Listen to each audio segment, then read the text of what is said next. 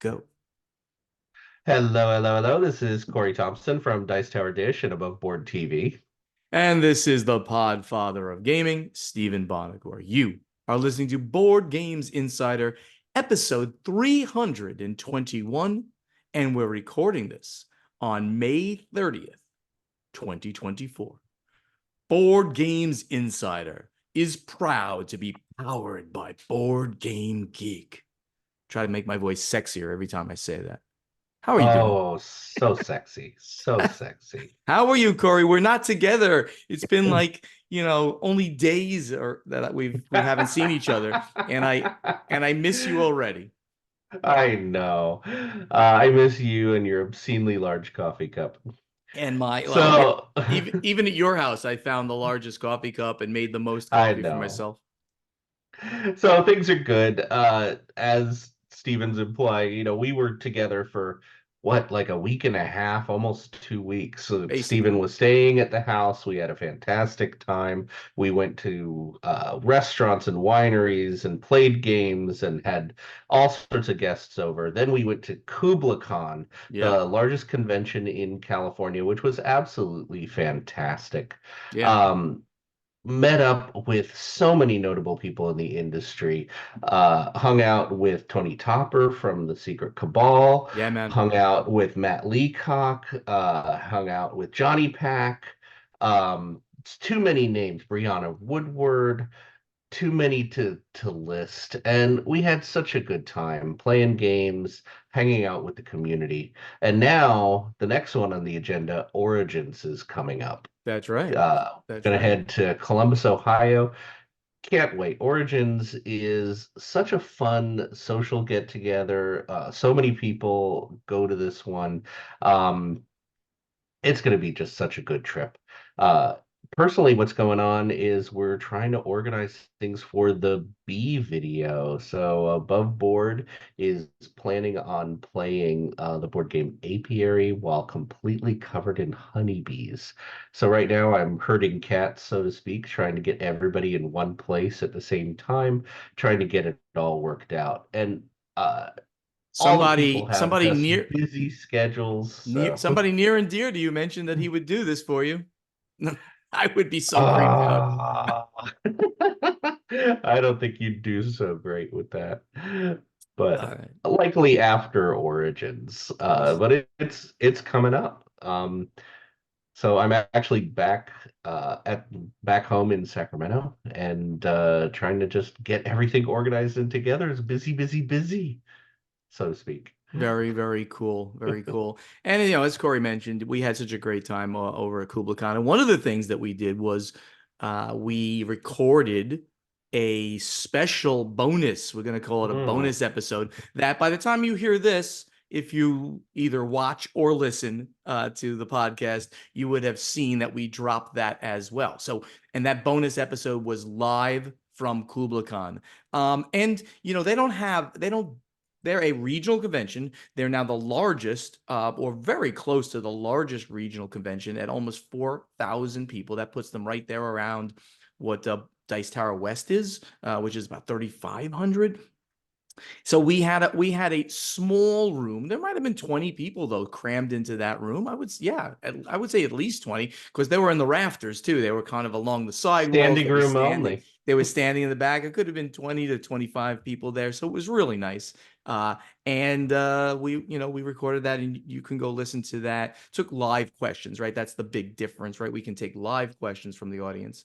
And we did so many other really interesting things. I was on 3 panels, state of the industry, how to get a job in the industry, really good, and a design competition, which was so much fun, where the Yeah. design teams were given a box about 8 inches by 4 by 4 that had components in it. And their job was to design a game in an hour that used any amount of those components in the box, plus cards they could use, plus paper they could use, and they had to use the box, which was kind of cool. So people used it in various different ways. Just a lot of fun. The people there, very friendly. First time that I really spent any time in San Francisco, which is interesting. I met some of our big fans like Elena. She always posts on on the YouTube channel. So that was really nice to meet her for the first time. A woman by the name of Maria said, I have to buy you a beer from your friend Abraham, who I see all the time at BGG Con. So we spent the whole time us not being able to do that, but finally on the last day she did. So Abraham, you owe her $20 for the beer and her drink as well. So No, the outpouring was just fantastic. yeah, There were so many people came forward and said, "Man, love Board Game Insider, yeah. especially love Corey because he's so much better than Steven. Love the fact that Corey finally interrupts Steven and keeps him from talking all the time. So keep it up. That was fantastic." Are you done yet? Thank you very much. I appreciate No, that. I could talk more about, how much better I am than you. That I think that's probably a topic for a whole episode. And stepping on my conversations all the time. You're such a professional at this. It's I amazing. am. I am. Um, and the only other thing I'll mention about this before we move on, because you've already covered all the other conventions and stuff coming up, is that we played a super secret pre-production game from Office Dog Asmodee, and it's like WoW on steroids. Literally, we can't talk about it. They will announce it in September. I'll say that. And it'll be pre-released at PAX Unplugged. You want to get this game. So really, really, really excited about that. Let's get now over to the event deck. So Corey, it's a pretty light week in news, Yeah. but let's address the couple of stories that we do have here, and the three stories, I guess. The first one is from Cardboard Edison. So Cardboard Edison is a group out in New Jersey and New York. They're in that area, and what they do is they're a design organization, and they bring designers in and help them out, things like that. And they run an annual award. So, Corey, what has happened here? What is this Cardboard Edison Award in the winner?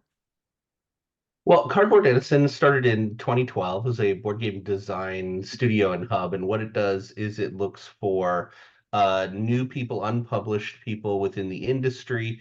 It reviews submission games and every year picks the Cardboard Edison Award. So this year, the winner, designed by Miles Wallace, is a game called Crowded Frontier.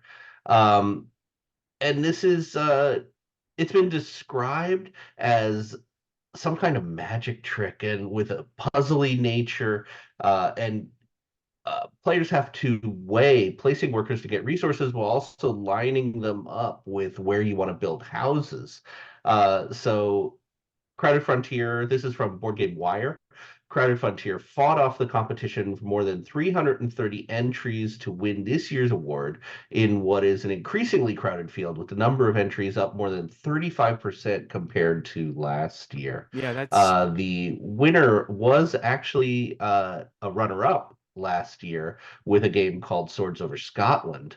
But this one, Crowded Frontier, is a land rush game in the American West. So congratulations to Crowded Frontier and Miles Wallace. yeah, 330 entries they had to judge, which is a tremendous amount. So congratulations to Miles, of course, and thank you to Cardboard Edison for doing all that work. There were 14 finalists that competed, and Snowy Peaks was one of the two runner-ups. And I've heard of Snowy Peaks already. I think that one is now already on crowdfunding because I've seen this name and I'm trying to remember where I saw Yeah. this. Have Well, you heard of that one? I've heard of Snowy Peaks. I don't remember what came of it. I can tell you that last year's winner of the Cardboard Edison was Diatoms, which was a game about Victorian naturalists growing microscopic mosaics from algae, which raised $63,000 from 1,400 backers in a Kickstarter campaign in September. So these games do go on to be often crowdfunded, published. We should also mention that there are over 60 board game industry people who are involved in the picking the finalists and in awarding the winner. Um, And they include Heather O'Neill, Manny Vega, who made Flamecraft, Paverson Games, CEO Dave Beck, just a who's who of people in publishing. Very, very good information, and thank you to Cardboard Edison for running this very big award, which obviously takes them quite a bit of time to get it all done. Hey, so the next news story is a little bit odd, and that Yeah. is that a very small company who was crowdfunding on Gamefound.com released an update just 3 days ago. They had their May update come out, and they were given a C&D, that's a cease and desist, from another German company, from a German company, asking them to remove all references to the word Meeples from the game. So the game, I believe, was going to be called Meeples Inc., but now it Yeah. has had to change its name to Tabletop Inc. And of course, This removing any is word Meeple It's in the game. even deeper than that because the company's name is Cogito Ergo Meeple. They've been around since 2020, 2019.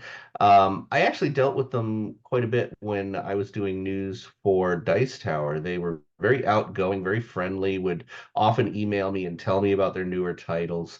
Their first title was Philosophia, Dare to Be Wise. They also worked on Solar 175, which was a pretty successful Kickstarter. Um, and now, yeah, Meeple Inc. has been renamed. But on top of that, the company itself has been renamed as part of this cease and desist. The company's was called Cogito Ergo Meeple, and now it's just called Cogito Design. That's really, and so this whole thing is very strange. So now, of course, in our efforts to un unravel the onion and find out what's going on here, Corey, you researched, because this is not a U.S. trademark and patent No, it's office part of mark. EU. It's part of the EU, and we found out that the trademark is held by the very famous, large-ish company Hans im Gluck Verlags.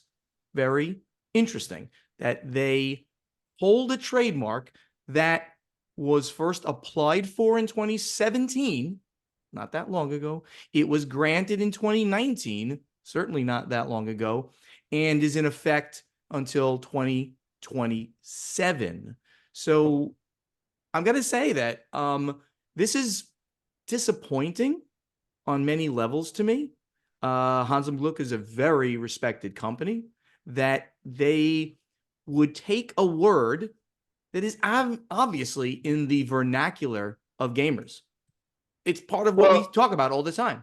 We use the it word makes sense. Yeah. It makes sense that Hans im Gluck is the one behind this because, of course, Meeple was originally coined but in the game Carcassonne in the year Mhm. 2000, designed by Klaus-Jürgen Wrede and published by Hans im Gluck.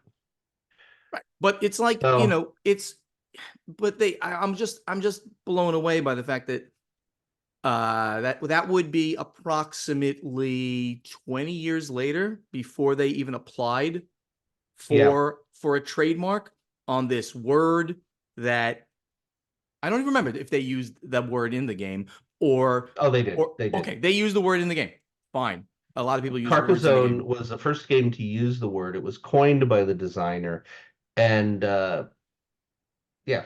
I'm So, just gonna go out there. I'm gonna say this is kind of sus. I mean, I don't like this. I mean, I'm gonna be very, very frank with the listeners and you, that I don't like this. I just think that it doesn't.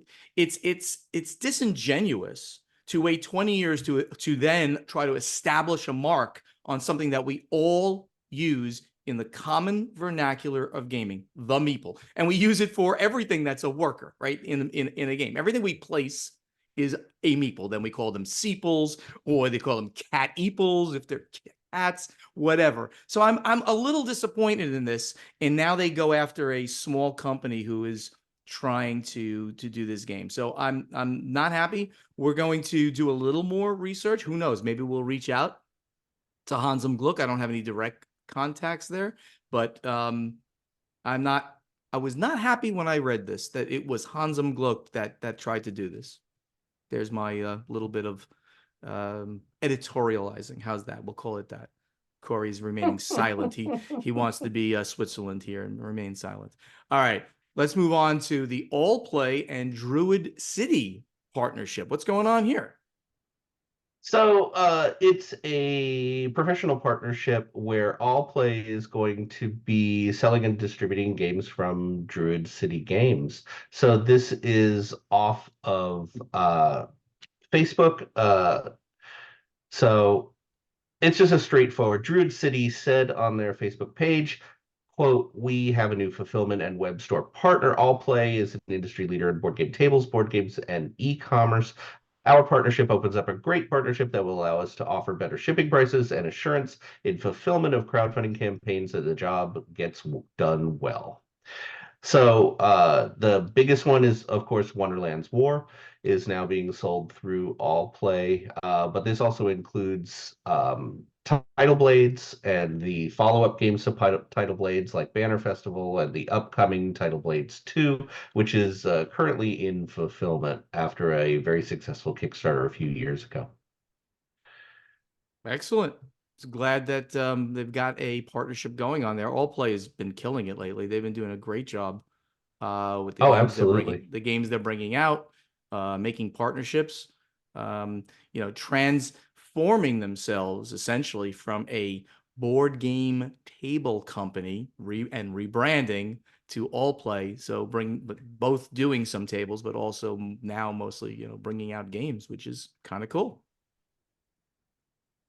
All right, Corey, like I said, light news week. Let's get over to strategy and tactics. All right, our first question here is from Bonnie Doran. She's Mad Bonna. She always answers our questions over there for playtesting. She's asked this question. If you could set up a scholarship or mentorship or even just donate money to facilitate board gaming somewhere in the world that is not as widely accessible, where would that be and why? Wow. Very hard question. I know that there's been some great strides that attempted to be made in East Africa. There Yes, was that's Eric Lang went there as a guest of honor to. I apologize for not remembering the name of the gaming event there, but they were celebrating board games, and I believe in Kenya, though I could be wrong. I apologize again. This is I about don't 3 years think it ago. was Okay. I don't think it was I Kenya, but to me, I go ahead. Sorry.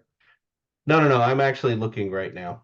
Oh, okay. So to me, I will answer the question using Africa as the place where if I could do something where it's not widely accessible, it would be on the continent of Africa. I donate Yeah, via. I'm almost positive it was in Namibia. Okay. Nigeria, I'm sorry, in Nigeria. So Okay. there is an African board game convention, the ABCon, that Yes. was crowdfunded and happened in 2021. And I know Eric Lang has been very active in this group. Hmm. They've done really fantastic things. There's one particular group of people who have really been working to bring board games into the community and get board games published. Um, so agreed. This is a fantastic one for giving support to. Yeah. That convention on the African continent. That's if you're saying where would I try to do this, that is truly not widely accessible. That would be it. And I'm going to give a shout out right now to an organization that has nothing to do with board gaming whatsoever. It's called Kiva, Kiva.org. Kiva.org provides micro loans to third world countries across the world. And you can donate any amount of money. You basically give the loans. You then select who you want to give the loans to from all this list. And since I've been to Africa on a photo safari, I always choose women in Africa as the people that I end up giving money to. If you want to do something great for people with micro loans of as little as $25, Kiva, Kiva.org. Check them out. Very interesting question. Ben Shi from Austria, he's at The Walking Chaos. What do you think about the idea of AI-generated rule books? Okay. AI could learn from all the well designed, I guess, but also badly written rule books. I guess you'd have to say bad one, good one when you're programming the AI. In addition, there could also be an AI-supported interactive guide, which you can use while gaming. And he says, great podcast, part of my weekly podcast ritual. Thank you very much, Ben. So sure. I think that this is, again, one of those maybe good places where AI could help us, because, rule books they're just hard to get right, make it right. And this may be a place where you could feed in good examples. Right now, we already have the ability to use AIs to get information. Like, you can ask some AIs, like, tell me about this rule, and then they will give you something right back from the rule book. I don't think we're there. No, we're not there yet. What's really kind of the famous example is if you ask AI a question about a board game rulebook, it'll give a very confident answer, and about half the time it'll be wrong. There you go. AI doesn't fact check. AI homogenizes up what it's been trained with, how to write, what the style, what the words look like, but it has no idea if the things it's saying are true or not. So AI famously will put false facts into history reports. It'll put false facts into rule books. Just it's about what it looks like. Does the structure of the wording look like a rule book? So I think eventually AI generated rule books will be a great place to at least do first pass for a while for getting these rule books written. But right now, no, we're just not there. Okay. Thwan Nago, he's at Lee Tension on the Geek. Do you listen or watch any media at higher speeds? I may have a hard time recognizing board game content creators' voice in real life, since I nearly always listen or watch at 2x speed. So let me go all the time. No, let me go first on that. So I used to, back in the day when I used to commute into Manhattan, in the early days of listening to podcasts, and even while I was doing Stronghold games at the same time as working, I would listen to a dozen podcasts on gaming, and I would listen to them all at 2x speed. But they do correct for you're not listening to it and it doesn't sound like Mickey Mouse as you're listening. So I would certainly still hear the way that the person is speaking normally when I'm listening to them. They're just speaking very fast as they go through the, but you still understand it. So I don't know if you would not be able to understand people when you meet them in person. I have totally been there. When I would listen to podcasts, I would always listen at 1.5 or 2x. Yep. And when I would actually listen to the podcast at normal speed, or if I would meet the person who did the podcast, they sounded ridiculously slow. So I got used to a certain style of speaking, and it sounded just very, very wrong when you brought it back to normal. So I totally get it. I have been there, and I know exactly what you're talking about. That's great. All right, Corey, what do we got next here? Give us the next one, because I'll do a cut just now. You did, and you scrolled it all over the place. I did. I just scrolled this out. So the next one is from, Board Game Family. Go ahead. Go ahead. Oh, from Board Game Family? Mm-hmm. All right, I'll do it. I got it right here. Cut it. Just listen to your podcast. So it's a Board Game Family who's at Board Game Family. And Will is his name. He just listened to the podcast about edibles. Will, I do not think that word means what you think it means, but okay. No, no, no, What no. About I know. we had an episode a while ago where we were talking about having Yes. board games with actually consumable pieces. Yes. And there Yes. was this kind of ill-fated escape room game with chocolates that had hidden flavors inside that was published in the UK that I am really disappointed I never got to play with. So yes, have you So ever tried games with M&Ms or Hershey's Kisses or other chocolates you can buy in a bag? For example, checkers with M&Ms is much better when you eat your opponent's captured pieces. Just need enough of two colors to play. However, we could use some print and play games that use more refillable candy like this, better than a one-time play edible game. Thoughts? Huh. I totally want a board game where you can eat the other player's pieces. I think that having a miniatures game like a classic Blood Rage style beat up the miniatures game where you actually have chocolate versions, or think about chocolate zombicide with molded chocolate pieces that are the zombies. That would be amazing. Uh, Oh, chocolate zombicide. That is like the greatest idea ever. You should fee, cool mini, finder's fee. That's over here. as the zombies kill the humans in the game, the zombie gets to literally eat. Oh my gosh. I Wouldn't love that be that. amazing? I love that Now, with thought. the M&Ms or chocolate pieces or Hershey's Kisses, I mean, I've done this with poker. And it just adds that added thing where if you accidentally just start eating the snacks, then you're consuming your own winnings. Haven't done it with chess or checkers yet, though. That does sound like a good idea.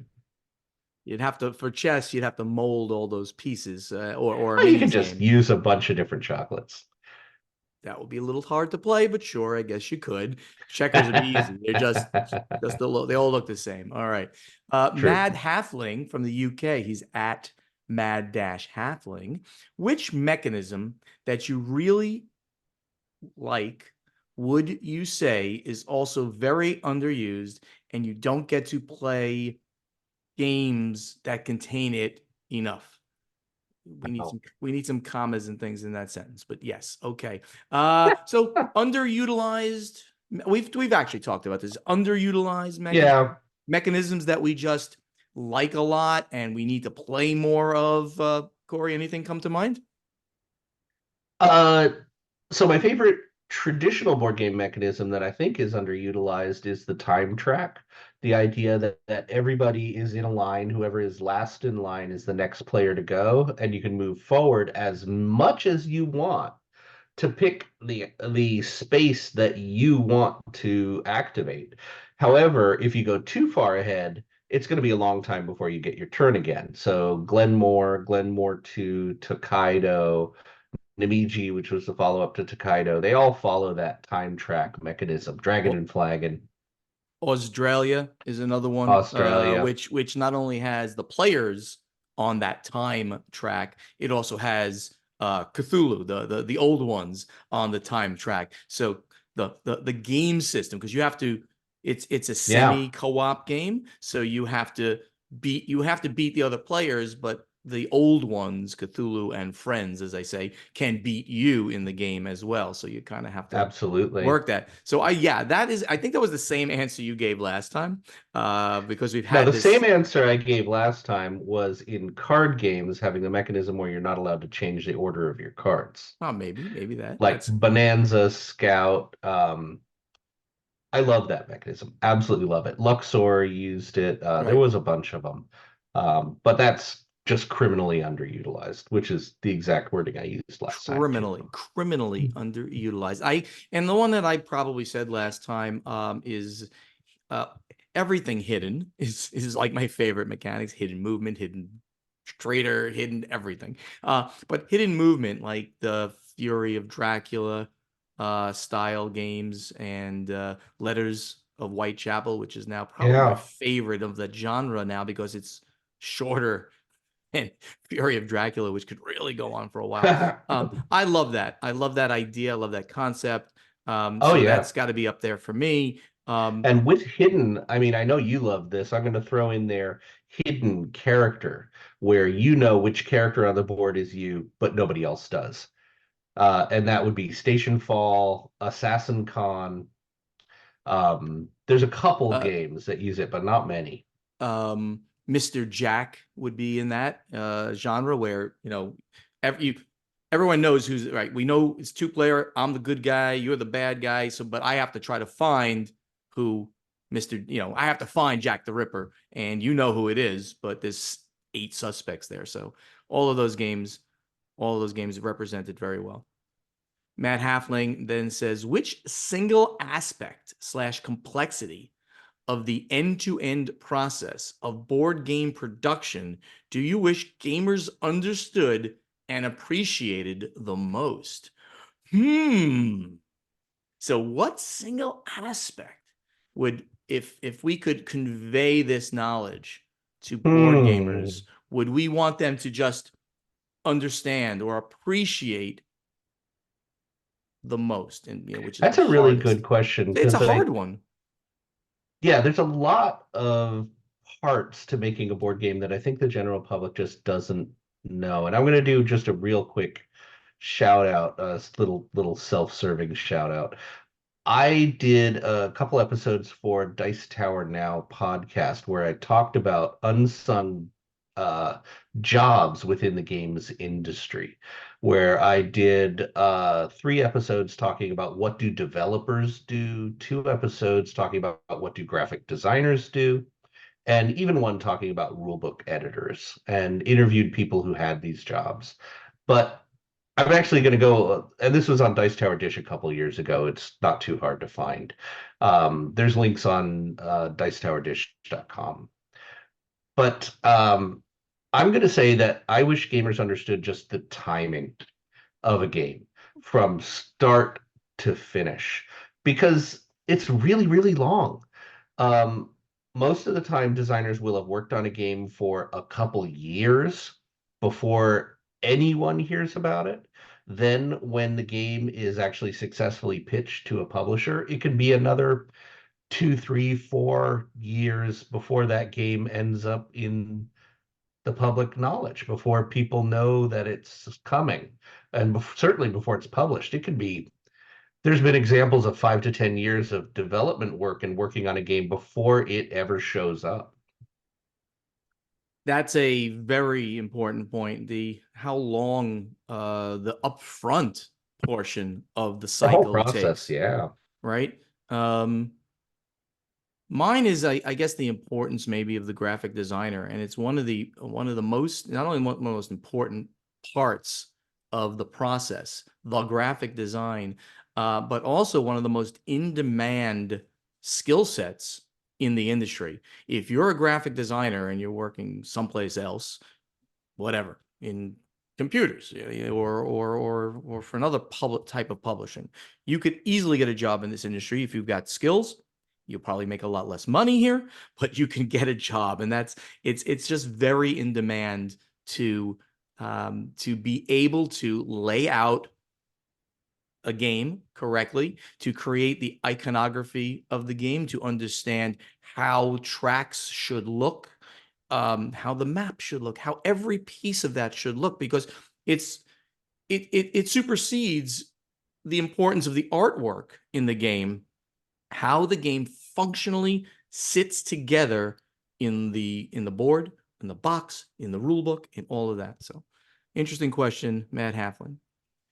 Mr. Juggles from the UK, who's at MR Juggles. He's got 3 questions in 3 different things. So the first one is, um, when producing a game that becomes popular, there's inevitably going to be promos. Do you keep a list of what all the promos have been, and do you keep a selection of each one so you know what's been released? Or do you like to keep it slightly enigmatic so the fan has to make an effort? This question comes from the angle of trying to get everything for Imperial Settlers and never really knowing if I've caught them all. Well, I mean, first of all, Board Game Geek normally has every promo released for every game out there. So I don't, and it's under the expansions Well, tab. there's a lot of promos out there that are under like exclusivity licenses. BGG will have some promos that go on the BGG store, but Dice Tower might have some that are exclusive to Dice Tower and don't end up on the store until a later date. And then some of the manufacturers will keep their own promos tight to the chest. Um, so they're all over the place. I know that with Flamecraft, when Lucky Duck put out Flamecraft, there were promos that ended up on the BGG store. There were promos that did not and ended up only through Lucky Duck, and some ended up only through Dice Tower. So they were difficult to catch them all.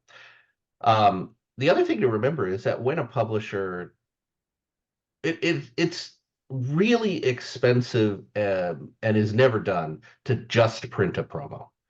So the promos get printed when the game gets printed. And that's it until the next time you have a big printing job, which could be a reprint, but more often it's going to be an expansion or something like that. Then there might be another another promo. So it's an anticipation game of how popular will this Mm-hmm. be? How many promos are worth Yeah. doing? And correct me if I'm wrong, but also, is there extra space on the sheets?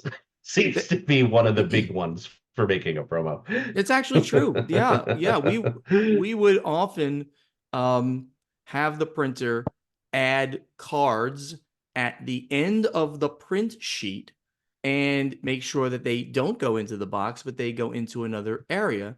That's a very common way of printing promos for basically zero. So yes, 100%. That is part of the whole process of figuring out if you can or want to print some promos for a game. Mr. Juggles asks, if someone were to create their own expansion/promos for one of your games and then release the files on BGG for free, but maybe using some of the art assets to keep the feel of the game, how would you feel? In my mind, it That's feels illegal. illegal. In my mind, it feels that is okay, as the person who goes as far as printing off fan content is probably a well-invested fan. Well, that's true, Mr. Juggles. That is true. They're well invested. But why not just use, you know, placeholder art, public domain art?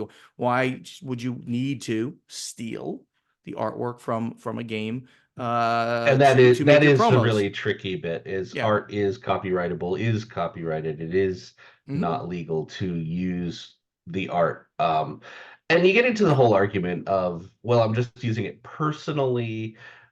But the thing is, it's not cool to post someone else's art on BGG where anyone else can download it and who knows where it's going to go. There's been examples of things done the right way, and one of my favorite ones out there is for Gloomhaven. Gloomhaven has a very loose, very friendly licensing for using the game. You can use Gloomhaven to make your own game version of Gloomhaven as long as you don't sell it. They're pretty open about it. And there was a massive Gloomhaven fan made. It sounds a little weak to call it an expansion because it was almost a whole other game called the Crimson Scales. And they were very careful. They actually hired the original artist for Gloomhaven to make new art, and they paid that Right. artist to make the art with permission from Cephalofair. Right. They printed this game off of, there's several companies out there that'll print one shots or small print runs for the public. And they went through this route. They did a crowdfunding for it or a pre-order system for it, and were very careful to note that they did not make any money on the Crimson Scales. It just covered printing costs. And it was a magnificent product. But you do need to be really careful. You don't want to steal art. You don't want to Yeah. take art that doesn't belong to you, and you don't want to make a profit off of someone else's work. You mentioned a bunch of things there that are very important in the equation. First of all, they got permission to do it, right? Yeah. From Cephalofair, which is great. Cephalofair has got a very liberal policy on this. Wonderful for them. And they weren't making any money on it. All those things. So when I was back at Stronghold and now at Play to Z, I'm sure we don't mind. We would not mind people posting promos and stuff like that on Board Game Geek. as long as no one's selling it. Even I wouldn't mind as far as going and using some of the artwork. You're never going to get the full resolution artwork anyway. And with that caveat, or with that statement, you always have to ask permission. If the publisher says, sure, use it, you can put it there, you can post it here as this is fan made, and then like whatever it is, like at Survive is copyright Stronghold Games, whatever the game was, you have to just say you are not infringing upon the copyright of the company that has given you permission to use this thing in this particular way. That's very important. I want to put out one other example, which I thought was really interesting. So the old board game Dune, 1979, famously went out of print and nobody could get it, and there were no licenses for a really long time. There was a fan of the Dune board game who put up new art that they generated themselves, a fan named Ilya. And the art was magnificent, and lots of people had printed this art and made their own boards and made their own cards off of a public Board Game Geek art set for Dune. And when Gale Force 9 went ahead and got the rights again and printed the new version of the classic Dune, guess where they got their art? They got in touch with this fan who had the art on BGG, Sure. and that is the official art now for the new version. So I thought that was a great story that just brought it all full circle. Very, very cool. All right, I'll take one more question for Mr. Juggles. And he asks, would you ever consider doing a special episode? I love this question. And doing errata, where you try and answer every question asked on the thread to date, so you're fully caught up. And then you could pause the question section for 2 weeks, maybe. And I think then you would be answering more up-to-date inquiries related to the board game industry. So let me take this. I don't think that's fair. Let me take this card. The answer to this question is no, we will never do this. And the reason that we will never do this, is because the premise is not correct, Mr. Juggles. The premise is that we would then have enough questions that come up every week to add them here. And we don't. The only time we get questions is when we do a contest. And then all of a sudden, 10 pages of questions pour in. And also, but just to also add a non-funny portion of this, almost every question that we get has to do with things that are not timely, right? So the questions we answered today about promos, about what part of the game is, we want people to understand more, mechanisms that are underutilized. There's no time based on those things. They're simply just good questions. So we don't need to be up to date. You might feel badly that we don't get to your question for a little while, but don't worry, we will. Unless a question is really bad, like what our friend Clint posts occasionally. Clint loves getting mentioned. Unless it's something like that, we'll answer it. This question right now that we're answering from Mr. Juggles is only a year old. It's less than a year old. It's it was July 2023, I think it said. So we'll get to your questions. Please post them. Don't wait for us to give you stuff. You got good stuff in your mind that you want answered. Post them in the thread. All right, Corey, that's good for this week. Let's get over to play testing. Corey, as usual, you're the man when it comes to asking our audience questions. What amazing question did we take last week? And now we're going to find out what the audience thinks. It is an amazing question, yes, let me tell you. Because you're an amazing guy. And sometimes I startle even myself. Jeez. So we asked, at game conventions, what percentage of the time do you spend actually playing the games? So we go to tons of conventions. We do tons of things when we're there. How often do you actually play games when you're at a gaming convention? So I think that I was shocked that most of the people that go to game conventions do spend a tremendous amount of their time. Paul Owen says, almost all. I might spend 1.5 hours a day on meals, 2 hours over the entire con for shopping, maybe some time for pitching to publishers. Otherwise, all gaming all the time, which includes playtesting if there's an unpub room. So, there was a lot of people that went to like, I'm always gaming. But there were a few that were like 0% even. Yeah, Valentine, and go ahead. I think the kind of the smartest thing that I saw around here is lots of people are saying it depends on the con. Yep. So this is, I think, the most common answer is it depends on the con, and then usually there's an example of I played tons of games at this con and no games at this con. So Craig Phillips, who's at Geschichte, says Geekway almost all the time playing games, but Gen Con almost never beyond doing booth demos. And I think we do have a disproportionate amount of people in the industry who are answering our questions. Yep. So they're often going to be working, which is going to skew our answers a little bit. Conan Daly. He says, I'm generally spending my conventions or convention because I can only really afford the UKGE pitching or networking. So maybe only 5 to 10% typically. If you include playtesting my own games or other games, then it jumps to about 40, 50%. So as you said, people who are in the industry or who are trying to get their games sold to a publisher, they're not playing as many games because they're walking around and doing the networking thing. Yeah, we've got Dan the Man says it totally depends on the con. My favorite is Dice Tower Retreat. I'd say that I game somewhere around 60-75% of the time during the retreat. It's important for me to step away from the game table every now and then. Grabbing a nice dinner with other attendees is usually a nightly activity. Socializing after hours over drinks is also a great way to make new friends and reconnect with old ones. So it sounds like, as Ron Graves sounds like he's giving the answer that I kind of gave. He says it really depends on the location. If I'm at a local con, I'd estimate 75 to 80%. So local con probably means a small con. Destination cons, like ones hosted in Vegas, which I'm assuming like Dice Tower West, maybe the World Series of Board Game, are quite a lot less, probably 40 to 50%, because I'm also taking in some local events and sightseeing. So if if the audience recalls, and if you recall, Corey, I said that the amount of gaming that I do is indirectly proportional to the size of the con. Small Yep. cons, I'm gaming my butt off. That's what you're there for. It's all you can do.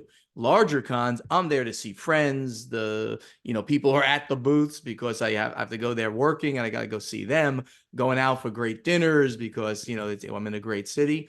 So that's the way that I always deal with gaming at conventions. Very, very Yeah, cool. I love Valentine Creton, who's at Kuntz. Yep. 0%. I'm here for the people. Very good. Excellent one. So, Corey, and again, you gave us this week's question. What Yes. is it, Corey? And I did edit it I a bit. and I do want to apologize, people who are hearing odd audio. My cat's been locked in the room with me, so he's screaming his little head off just to let me know that he's here. So That's Mo. He's a doll. so the new question. T-shirt and jeans seem to be the standard uniform for a gamer nowadays. Do you have any favorite T-shirts for conventions? Are there some standards that you make sure to pack and make sure to wear? Yeah. So, Uh, I personally wrote this because I have the famous corn T-shirt. I have a T-shirt that I don't know how to. It's a yellow T-shirt and it just has printed on it like I am a giant ear of corn. I don't know where it came from, but that is my t-shirt for cons. It goes to every con with me. Everyone always comments on it. Everybody always loves it. um, It's a great t-shirt. it really makes you look like one big, heavy, large ear of corn, which is kind of odd, I will Yep. say. I'm going to Yep. say, but everyone does love it. I agree. They come up to you and they give you, didn't you at KublaCon, didn't you get like some kind of Lego corn thing or something like that, or a beaded corn Yes, thing? Yeah, yes. that was great. It was a beaded pixelated corn piece that one of the dealers had made that was a Stardew Valley corn and just handed it to me and said, "You look like you need this." That was Yeah, amazing. yep, yep. So mine is pretty obvious, right? During the Stronghold days, I'd be wearing Stronghold red. I said that I trademarked that color. It was called Stronghold Obnoxious Red. Obviously not true, but I used to wear the big red colored, right, polo shirt with the nice Stronghold logo on it, which I had to go through several because we changed the logo.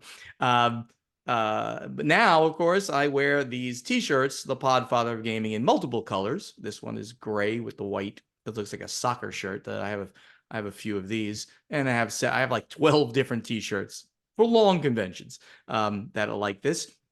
And I recently picked up a couple of Podfather Gaming, call them Hawaiian shirts, I guess, or bowling shirts. I don't know, like something like that. But they go over really well because they're really like the logo is huge on the back, so people see that like, oh, there he is, this Bonacor.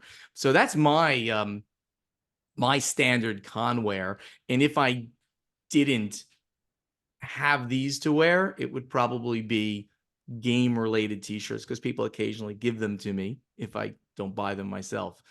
But what do you guys do? Do you guys have t-shirts that you wear? Any favorite ones specifically that you bring to conventions?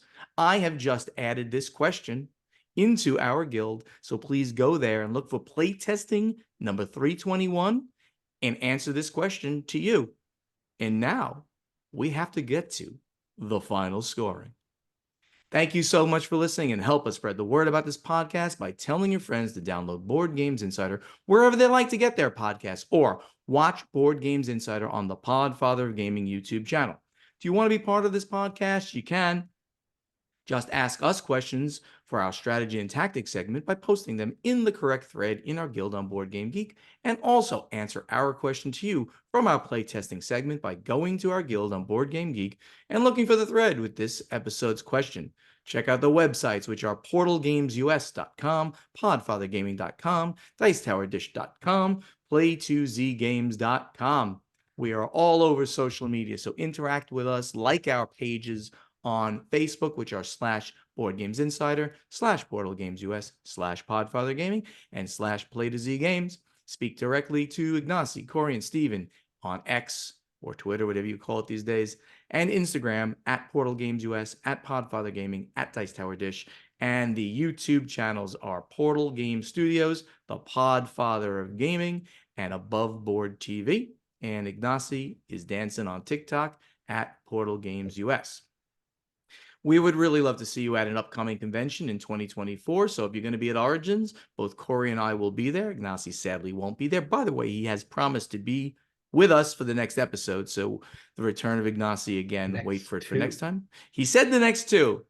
I don't believe him, but we're going to hope he's here for the next two. Board Games Insider is professionally edited by Joshua Bowman from Tabletop Submarine Podcast. If you want your podcast edited by Joshua, you can reach him to discuss at tabletopsubmarine@gmail.com. And also that great voice you hear doing the intro, the outro, in between segments is that of Ray Greenlee. He can be contacted to do your voiceover work at raygreenleevoiceover.com. Corey, do you have anything else that you would like to say to our audience before we say goodbye? I don't have too much. I'm still kind of in a daze after Kubla Khan, travel, having people at the house, playing games nonstop. It's kind of a quiet point right now. Just taking it easy. Me and my obnoxious cat knocking everything over in the room. It's funny because I can't hear him, so I'm pretty sure it'll come out okay. For those who are still listening, Jeff Engelstein and I did have a very good meeting with Asmodee this week, Office Dog Studio. And I'm not even sure I'm allowed to say this. Am I allowed to say this? I can't talk about the game yet. I can't talk about the IP on which the game is based. I can't talk about the mechanics that you have about the game. But they gave us the probable release date, and it's pretty probable at this point. Gen Con 2026. So you got 2 years to wait. Exciting. Yeah, it is pretty exciting. You got 2 years to wait for the Jeff Engelstein and Stephen Bonacor game based on a major IP coming out from Office Dog. And of course, we'll be there. We'll be signing games, all that kind of good stuff. But it truly is an industry podcast because more often than not, we're saying something really cool happened that we can't tell you. Moving on. And in that note, we're gonna move on, right? So thanks everybody for being here with us. We'll see you in a week. Thank you again. Bye bye. See you later, everyone.